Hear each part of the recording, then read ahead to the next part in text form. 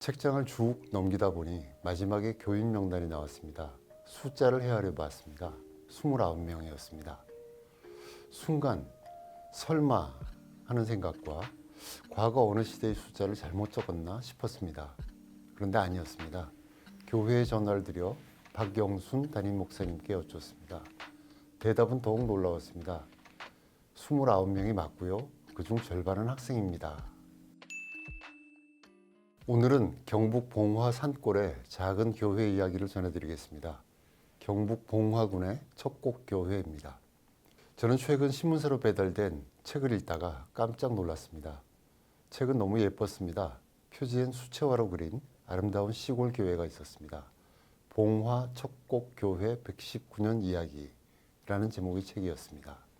놀란 이유는 사실은 다른 곳에 있었습니다. 책장을 쭉 넘기다 보니 마지막에 교인 명단이 나왔습니다. 숫자를 헤아려 봤습니다. 29명이었습니다. 순간 설마 하는 생각과 과거 어느 시대의 숫자를 잘못 적었나 싶었습니다.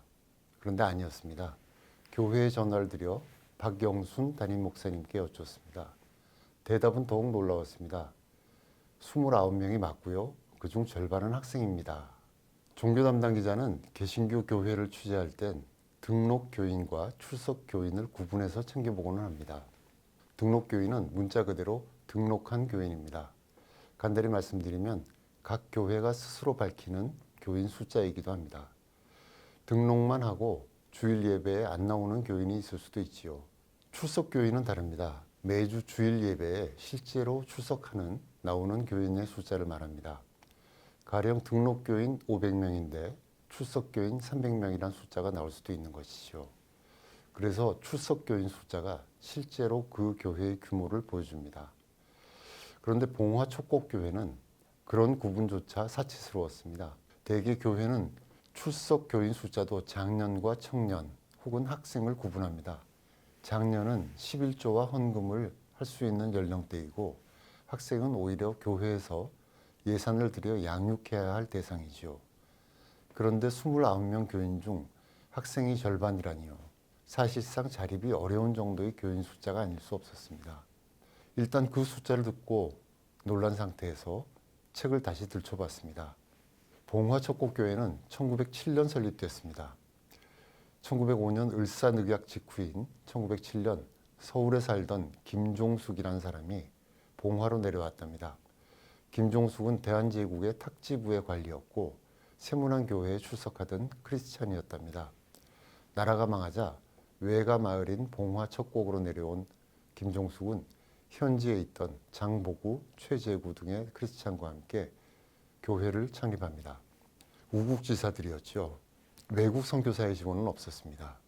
한국 사람들끼리 신앙심과 애국심 그리고 근대화에 대한 열정으로 교회를 세웠던 것입니다.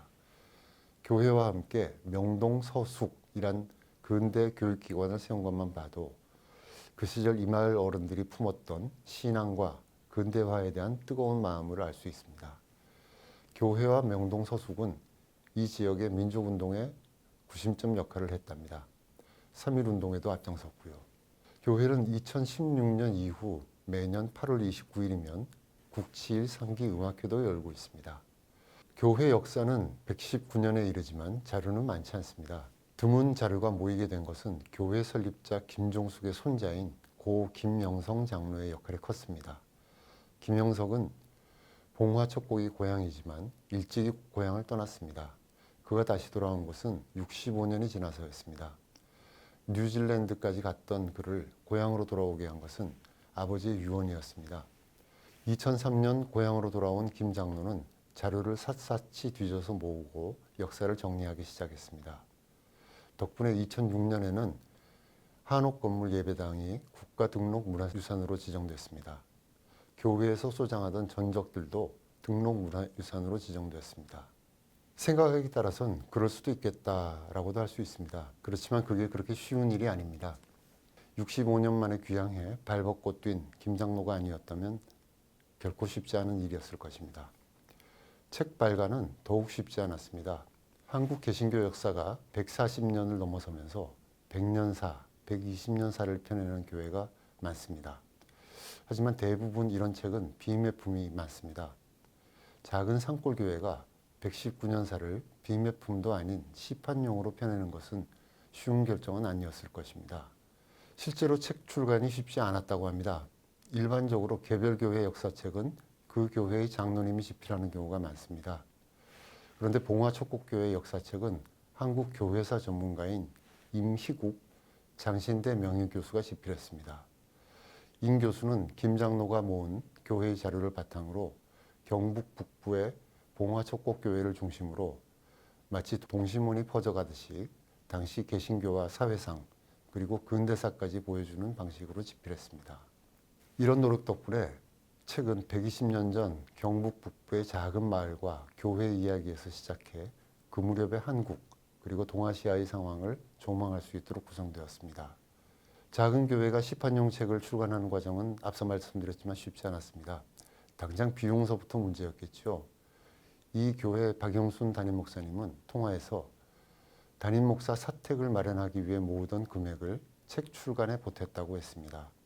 집필자인 임희국 교수님도 책 출간에 비용을 보탰다고 합니다. 박 목사님이 여전히 왕복 100km에 가까운 거리를 자동차로 왕복하면서 봉화촉곡교회를 섬기고 있습니다.